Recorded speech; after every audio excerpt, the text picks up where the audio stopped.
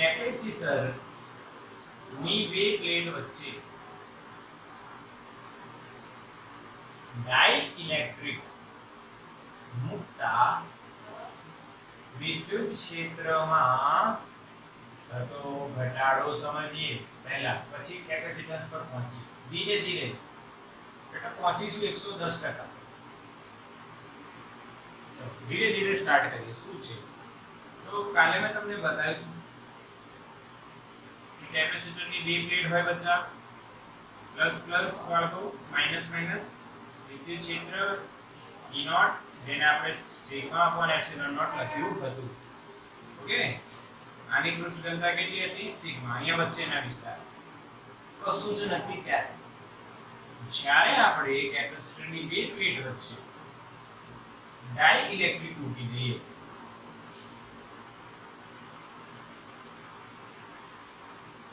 યાદ આવશે લાસ્ટ લેક્ચરમાં આવું આપણે કર્યું. અહીંયા જે ડાયપોલ છે બધી બાહ્ય વિદ્યુત ક્ષેત્રને સમાંતર ગોઠવાય છે. એના બે ચેલેન્જ જે આપણને હમણાં જાણવા મળ્યા હતા, એક સ્થિતિ ઊર્જા અને બીજું તાપમાન. તાપમાનના કારણે ગોઠવાયેલી જે અણુઓની ડાયપોલ છે એ ભટકી જાય બેટા. માઈનસ પ્લસ તમારે ભટકવા નથી. અત્યારે બધાએ ધ્યાન આપવાનું છે. આવો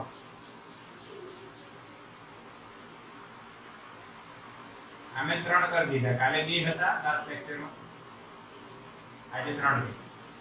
હવે અહીંયા શું થાય? જો આવી રીતના ડાયપોલો ઘણી બધી હોય, આ તો મેં 3 દીધું.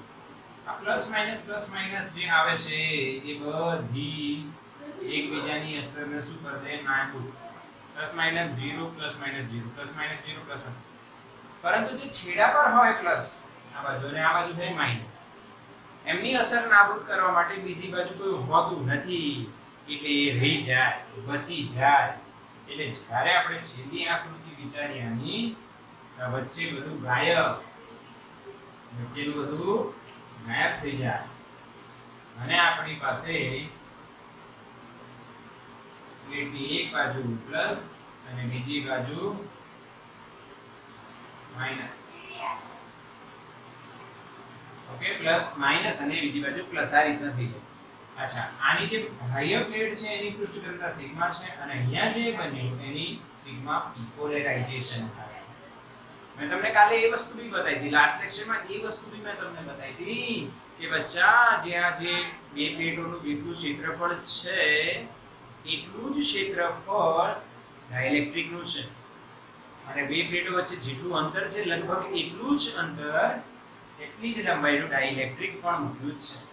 ઓકે, હવે ડાઇલેક્ટ્રિકમાં વિદ્યુતભાર ઉત્પન્ન થયો. માની લો કેટલો ઉત્પન્ન થયો? Qp અહીંયા પ્રેરિત થયો. તો Qp upon A એની પૃષ્ઠ ઘનતા થઈ. એના કારણે વિદ્યુત ક્ષેત્ર થશે પ્લસ થી માઈનસ, જેને આપણે EP લખીએ, સિગ્મા P upon એપ્સિલોન 0. હવે તમે અહીંયા એક વસ્તુ નોટ કરશો, બાહ્ય વિદ્યુત ક્ષેત્ર E naught sigma upon epsilon 0 અને ડાઇલેક્ટ્રિકની અંદર ડાઇલેક્ટ્રિકની પોતાના વિદ્યુત ભારોના કારણે સિગ્મા P upon એપ્સિલોન 0. અને વિરુદ્ધ દિશામાં. એ કઈ દિશામાં? વિરુદ્ધ દિશામાં. તો અહીંયા આપણે કીધું હતું ડાઇલેક્ટ્રિક ની અંદર કુલ વિદ્યુત ક્ષેત્ર કેટલું થાય? E બરાબર E નોટ માઈનસ EP થાય. E નોટ માઈનસ EP થાય. બચ્ચા વેલ્યુ મૂકો તો sigma minus sigma P upon epsilon naught. અચ્છા, તમે એમ કહી શકો વિદ્યુત ક્ષેત્ર વધ્યું કે ઘટ્યું? વિચારો, પહેલા કેટલું હતું? અહીંયા E નોટ, હવે કેટલું થઈ ગયું? E naught minus EP. વધ્યું કે ઘટ્યું? તો ઘટ્યું. તો સિમ્પલ લોજિક અહીંયા તમે કહી શકો છો કે વિદ્યુત ક્ષેત્રમાં ઘટાડો થયો.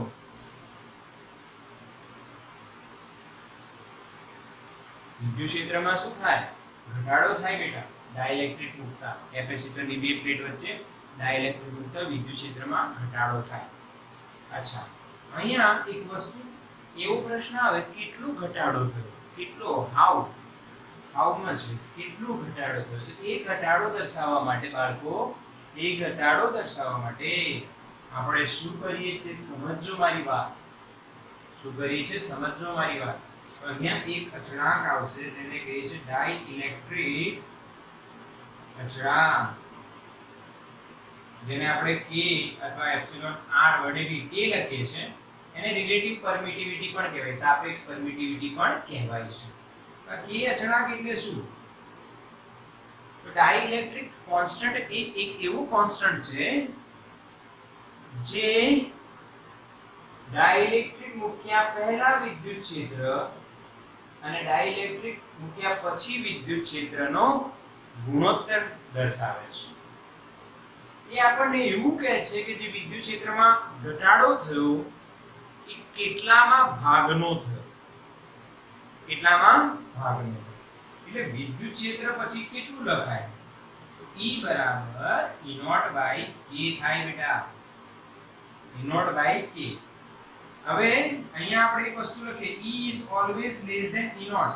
એનું કારણ શું? k is always greater than or equals to 1. k હંમેશા 1 કરતા મોટું હશે. જો k ની વેલ્યુ 1 કરતા મોટી હોય તો E નોટ બાય 1 કરતા મોટું, એનો જવાબ 1 એટલે ઘટશે. E નોટ કરતા તો ઘટશે, એટલે ઘટી જશે બાળકો. અચ્છા, ડાઇલેક્ટ્રિક અચળાંક જે છે શૂન્ય અવકાશ માટે 1 હોય, શૂન્ય અવકાશ અથવા હવા માટે આપણે ધારી લઈએ છીએ 1 જ. અને ધાતુ હોય, ધાતુ એના માટે એની વેલ્યુ હોય છે ઇન્ફાઇનાઇટ. એના માટે એની વેલ્યુ કેટલી હોય છે? ઇન્ફાઇનાઇટ. બેટા સ્ક્રીનશોટ લો.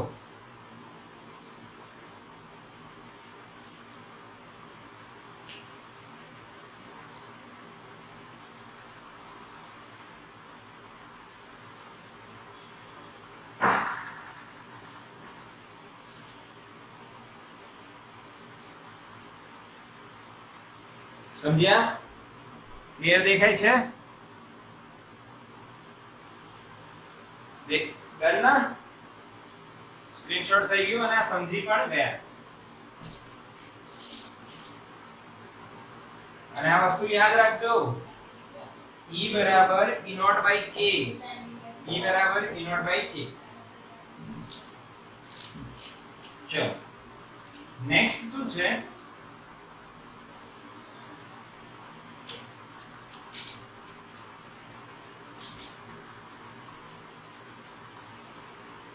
નેક્સ્ટ જે વાત કરવાની છે બેટા એ છે પોલેરાઇઝેશન અથવા ધ્રુવીભવન ઘનતા.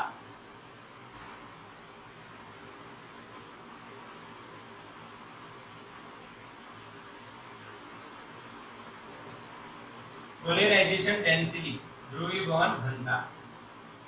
આ શું છે બતાવો, ધ્યાન આપજો, સમજજો. હવે હું અહીંયા 3D આકૃતિ દોરીશ.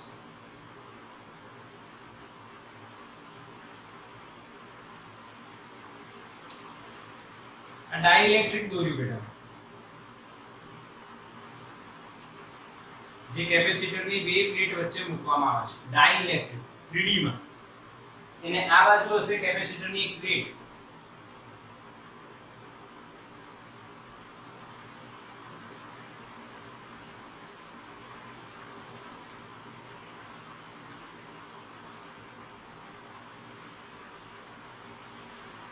ઓકે, અને એને અહીંયાથી એક વાયર જતો હશે. સિમિલરલી બેટા આ બાજુ આપણને બીજી પ્લેટ જોવા મળશે.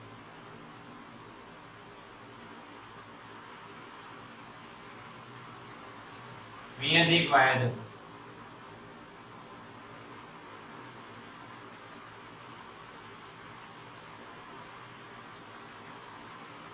સમજ્યા?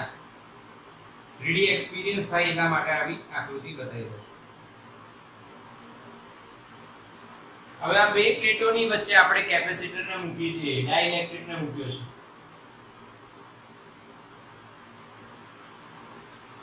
બરાબર? આ ડાઇલેક્ટ્રિકની અંદર આપણે આ પ્લેટ ધન વીજભારિત છે અને આ પ્લેટ માની લો ઋણ વીજભારિત છે. અથવા તમે કહી દો આ ઋણ વીજભારિત છે અને આ ધન વીજભારિત છે. તમારી ઈચ્છા જે તમે રાખો, કોઈ ફરક નથી પડતો. ઓકે, એક ધન છે એક ઋણ, પણ અહીંયા અંદર ના દર્શાવું તો હું તમને કઈ રીતના દર્શાવીને આપું તો સિમ્પલ આપણે દર્શાવીએ તો આ પ્લસ ગ્રેડ માની લો અને આ માઈનસ એક માર્ક્સ. હવે અંદર ઘણા બધા ઢગલો ખૂબ જ મોટી સંખ્યામાં, હા ખૂબ જ મોટી સંખ્યામાં આપણને અણુઓ દેખાશે અને એ અણુઓ એ બધા બાહ્ય વિદ્યુત ક્ષેત્ર E0 ને કારણે, કોના કારણે? E0 ને કારણે એક બાજુ ક્ષેત્રને સમાંતર ગોઠવવાનો પ્રયાસ કરશે. પરંતુ બધા ગોઠવાય એવું જરૂરી નથી, અમુક નવી ગોઠવાય. અમુક અણુઓને ગોઠવવા માટે વધારે કાર્ય કરવું પડે, એ નવી ગોઠવાય તો અડધા ગોઠવાય અડધા ન ગોઠવાય. કેપેસિટરની પ્લેટનું ક્ષેત્રફળ માની લો a છે અને આ બે પ્લેટો વચ્ચેનું અંતર d છે અને આ તો ડાઇલેક્ટ્રિક છે. તો ડાઇલેક્ટ્રિક ની અંદર અમુક અણુ ગોઠવાઈ ગયા, માઈનસ પ્લસ અમુક નહીં ગોઠવાયા, માઈનસ પ્લસ અમુક નહીં ગોઠવાયા, ચલો અમુક ગોઠવાઈ ગયા, માઈનસ પ્લસ અમુક ગોઠવાઈ ગયા, અમુક નહીં ગોઠવાયા. તો અંદર તમે જોશો તો આ ડાઇલેક્ટ્રિક જે દેખાય છે એનું કદ કેટલું? તો તમે કદ કહી શકો છો બચ્ચા ક્ષેત્રફળ ગુણ્યા અંતર. જો સમજો પ્લેટના ક્ષેત્રફળ જેટલું જ ડાઇલેક્ટ્રિક નું ક્ષેત્રફળ છે અહીંયા a અને એની લંબાઈ કેટલી d, તો ડાઇલેક્ટ્રિક નું કદ કેટલું? a * d. સમજાયું? હવે એક કદમાં બધા અણુઓ વિદ્યુત ક્ષેત્રને સમાંતર ગોઠવાયા નહીં, અમુક પ્રમાણમાં ગોઠવાયા, બધા ન ગોઠવાયા. તો એ જેટલા પ્રમાણમાં ગોઠવાયા એને કહેવાય ધ્રુવીભવન ઘનતા અથવા પોલેરાઇઝેશન બી એને કહીએ છીએ આપણે, કેપિટલ P વ્યાખ્યા સાંભળજો, એકમ કદ દીઠ ઉત્પન્ન થતી કુલ ડાયપોલ મોમેન્ટને ધ્રુવીભવન ઘનતા કહે છે. ડાઇલેક્ટ્રિકની ધ્રુવીભવન ઘનતા. આ કદમાં બધી રીતના સમાન રીતે પોલેરાઇઝેશન નહીં થયું, ધ્રુવીભવન નહીં થયું, અમુક વિસ્તારમાં થયું અને અમુકમાં નહીં થયું. તો એકમ કદ દીઠ કેટલી ડાયપોલ મોમેન્ટ ગોઠવાય એને આપણે કહીશું ધ્રુવીભવન ઘનતા. જેમ કે મેં ક્લાસમાં બધાને સમજાવું છું, આવું કરો, આ રીતના ફોકસ સ્ટડી કરો, જેટલો સમય હોય એ સમયના ભાગ્યા 3 કરીને દરેક વિષયને માન આપો. અને એવા બાળકો હોય છે જે વાતને અવગણે છે, એનું પરિણામ જોવા મળશે રિઝલ્ટ. આપણે સારું જ પરિણામ લાવવાનું છે એટલે ડિવાઇડ બાય 3. પરંતુ મેં જે આ સલાહ આપી હોય એવી સલાહ માનનાર બધા ન હોય એટલે એમને પરિણામમાં પ્લસ ઓર માઈનસ દેખાય. સમજ્યા કે નહીં સમજ્યા? એટલે મેં બધાને આપી, બધાએ માની કે નહીં માની, પણ કુલ કદમાંથી કેટલા માન્યા, એને કહેવાય ધ્રુવીભવન ઘનતા. અચ્છા, P ટોટલ કેટલા? અહીંયા હું લખું છું કુલ ડાયપોલ મોમેન્ટ. બચ્ચો કુલ ડાયપોલ મોમેન્ટ P ટોટલ એટલે કુલ QP અને D. અહીંયા જે પ્રેરિત થશે પ્લસ પ્લસ પ્લસ, અહીંયા પ્રેરિત થશે માઈનસ માઈનસ માઈનસ. તો કેટલું વિદ્યુતભાર પ્રેરિત થયો? QP ઇન્ટુ એમની વચ્ચેનું અંતર કેટલું થાય? D. તો QP એટલે શું? Sigma P into A. આ થયું P ટોટલ કુલ ડાયપોલ મોમેન્ટ. સમજ્યા મારી વાત? આવા અણુ હતો પછી ધ્રુવીભવન થઈને અહીંયા બધે પ્લસ પ્લસ આવી જશે, યાદ છે ને? અહીંયા પ્લસ વચ્ચેના એકબીજાની અસરને નાબૂદ કરશે, અહીંયા બધે માઈનસ. તો QP વિદ્યુતભાર પ્રેરિત થયો A ક્ષેત્રફળ પર, તો QP A એટલે સિગ્મા P. સિગ્મા P શું થશે? QP A. અહીંયા લખ્યું છે. ક્લિયર? કુલ ડાયપોલ મોમેન્ટ મળી ગઈ. અહીંયા મૂકી દો. Sigma P into A into D upon AD. તો ભાઈ AD કટ તો શું આવ્યું? Sigma P. સમજ્યા? પોલેરાઇઝેશન ઘનતા એ ડાઇલેક્ટ્રિક ની પૃષ્ઠ ઘનતા બરાબર હોય છે. એટલે એકમ શું થશે? Coulomb upon meter square. પારિમાણિક સૂત્ર ન્યૂટન અહીં આવે, સોરી કુલમ એટલે A1 T1, અહીંયા L2 સોલ્વ કરો તો L - 2 T1 T1 A1 આ એનો MLT થશે બેટા. પોલેરાઇઝેશન ઘનતા, ધ્રુવીભવન ઘનતા આ રીતના સમજાવાય. સમજ્યા કે નહીં સમજ્યા? કુલ ડાયપોલ મોમેન્ટ કેટલું? વિદ્યુતભાર ગુણ્યા અંતર. અહીંયા જે વિદ્યુતભાર આવશે એ પ્લસ પ્લસ આવશે અને આ બાજુ જે આવશે માઈનસ માઈનસ. બંને વચ્ચેનું અંતર કેટલું? d. એટલે વિદ્યુતભાર ગુણ્યા અંતર d ટોટલ. પર વિદ્યુતભાર કેટલો પ્રેરિત થયો? તો પૃષ્ઠ ઘનતા કેટલી? Sigma p. Sigma p polarisation આવ્યો ઇન્ટુ a, એટલે સિગ્મા p ઇન્ટુ a થઈ ગયું.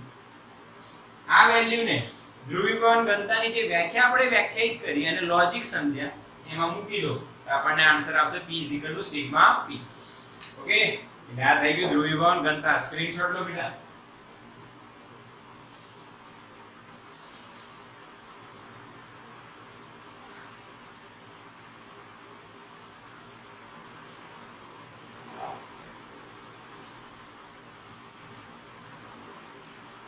ડન.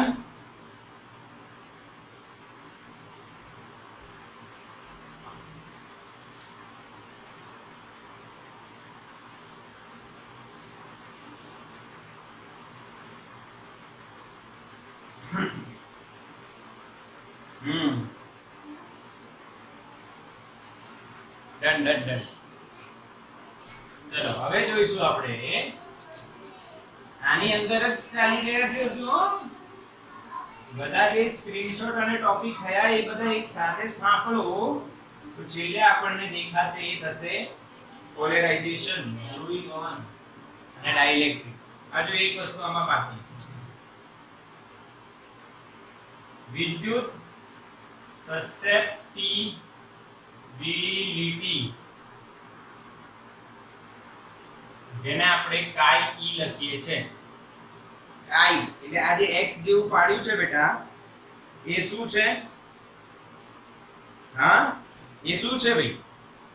એ શું છે? કાઈ ઈ. કાઈ બોલાય, chi કાઈ બોલાય. આ જે x જેવું પાડ્યું છે એને કાઈ બોલાય. કાઈ ઈ એટલે ઇલેક્ટ્રિક વિદ્યુત સસેપ્ટિબિલિટી. હવે આ છે શું એ સમજો તો ધ્યાન આપજો. જે પોલેરાઇઝેશન થયું અથવા પોલેરાઇઝેશન ઘનતા P એ ડાઇલેક્ટ્રિક ની અંદર રહેલા વિદ્યુત ક્ષેત્રના સમપ્રમાણમાં હોય. ધ્રુવીભવન કરવા માટે, જેમ કે અત્યારે 10મા નું રિઝલ્ટ આવ્યું હોય તો મેથ્સ નું બધાને ડાઉન આવ્યું અને બાયો સાયન્સ સારું આવ્યું છે. એટલે કોઈ એક આપણી આસપાસ એક વાતાવરણ બને, લોકો આપણને સલાહ આપે કે મેથ્સ ઓછું આવ્યું તો મેથ્સ ના લો, બાયોલોજી, એવી સલાહ આપવામાં. પરંતુ આપણે પોતાની અંદર વિચારવું જોઈએ કે ભાઈ શું યોગ્ય છે. ભલે હાલ પૂરતું ઓછું છે, આગળ તમારી મહેનત પ્રમાણે વધી પણ શકે છે.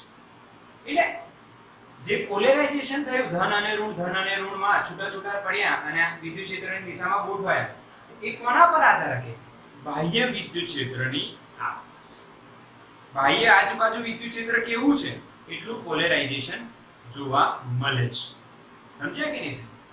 એવું કહેવામાં આવે છે કોઈ પણ વ્યક્તિ કેવો છે એ જાણવું હોય ને તેની આસપાસની સંગત જોઈ લો. એવી જ વાત છે ને, પોલેરાઇઝેશન એની સંગત એટલે કે એની આસપાસના વિદ્યુત ક્ષેત્ર પર ડિપેન્ડ કરે છે કેટલું પોલેરાઇઝેશન થશે. ઓકે, હવે અહીંયા પોલેરાઇઝેશન બરાબર હું કરું છું તો બેટા એક અચળાંક આવશે, પણ અહીંયા બે અચળાંક આવશે. જીવનમાં પહેલી વાર આવું જોવા મળશે. એપ્સિલોન નોટ ઇન્ટુ કાઈ ઈ.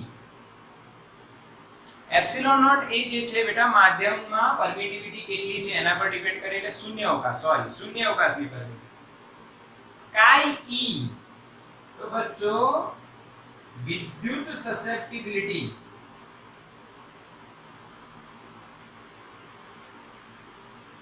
એટલે શું થઈ chi e એનું સૂત્ર થાય polarization upon epsilon naught into e અને આ જે રાશિ બનશે એ બનશે એકમ રહિત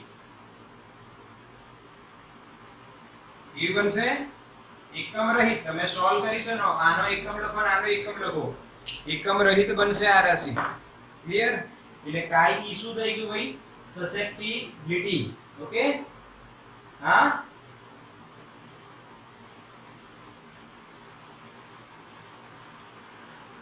ક્લિયર કે નહીં અચ્છા હવે એક પ્રશ્ન એવું भी હોઈ શકે બેટા કે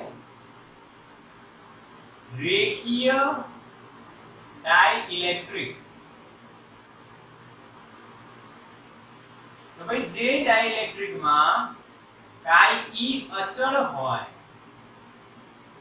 એવા ડાઇલેક્ટ્રિક ને રેખીય કહેવાય કેમ જો અહીંયા સમજો p અને e આ બી અચળ છે p અને e એકબીજાના સમપ્રમાણ જેમ e વધે એમ p વધે એટલે જો chi e અચળ હોય તો p અને e નો સંબંધ રેખીય બની જાય છે એટલે એવા ડાઇલેક્ટ્રિક ને આપણે રેખીય ડાઇલેક્ટ્રિક કહીએ છીએ ક્લિયર તો આ થઈ ગયું તમારું શું વિદ્યુત સસેપ્ટિબિલિટી ડાઇલેક્ટ્રિક માટે જે આપણે ભણી રહ્યા છે એમાંનો એક ટોપિક સ્ક્રીનશોટ લો આ સૂત્ર સમજજો ક્યાંથી આવ્યું છે એના પરથી હવે નેક્સ્ટ લાસ્ટ ટોપિક જે આપણી સ્ટડીઝ નો છે એ આપણે ભણીશું લાસ્ટ ટોપિક ચલો હવે છે બાળકો ટોપિક નું નામ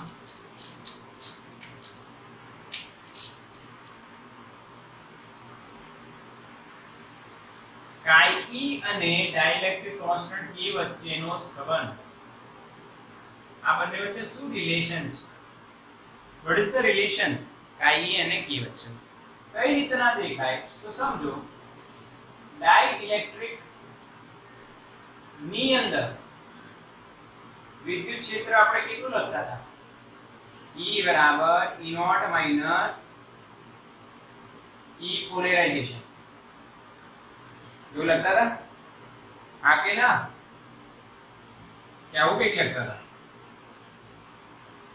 E बराबर શું હતું E નોટ માઈનસ EP બરાબર હવે આની વેલ્યુ મૂકીએ શું મૂકીએ આની વેલ્યુ તો આપણને ખબર છે સિગ્મા અપોન એપ્સિલોન 0 ના સિગ્મા P અપોન એપ્સિલોન 0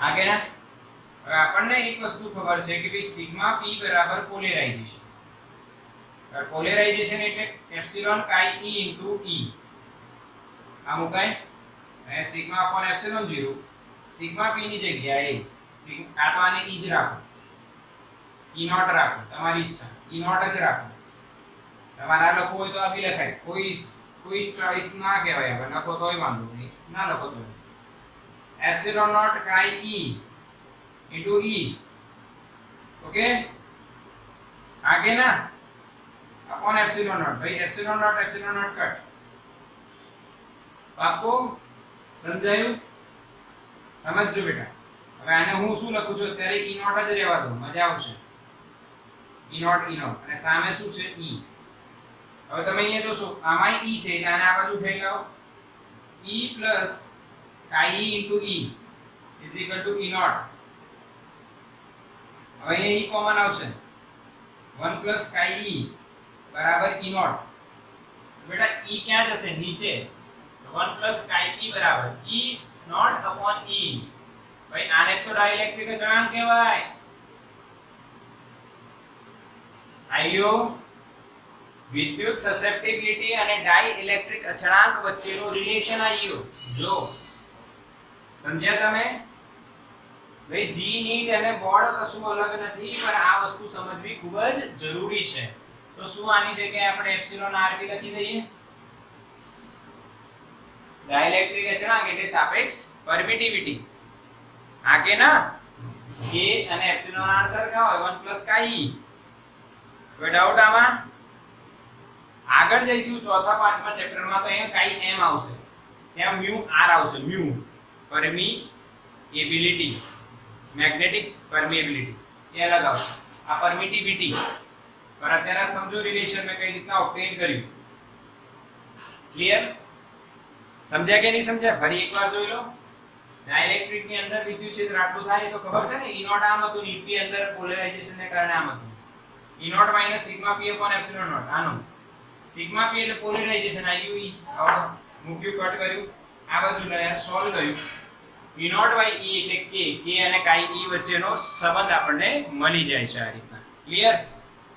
આ કે ના? ઓકે, તો અહીંયા આપણો થઈ ગયો આ ટોપિક પૂરો. સ્ક્રીનશોટ લઈ લો.